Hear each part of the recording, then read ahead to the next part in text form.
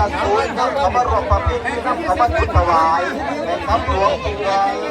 คอยไม่โชคที่มาคอยขึ้นสุดสูงคอยไล่ซาซาตกใกล้ๆความปลอดภัยกับพี่กับน้อง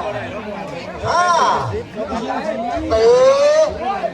3-1เฮ้ย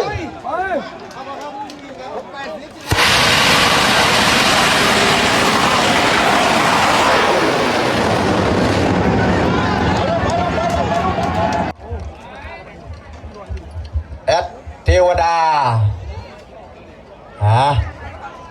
อนาคตบังไฟบางนี้ครับแอดเทวดาวันปอดแปดเข้ามา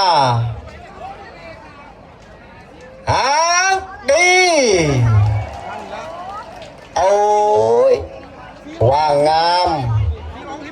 วางไว้งามวางไว้สูงแอดเทวดามันอยู่ทางไหนล่ะพี่น้องครับเคลื่อนตัวเบาๆโยกเบาๆเคลื่อนเบา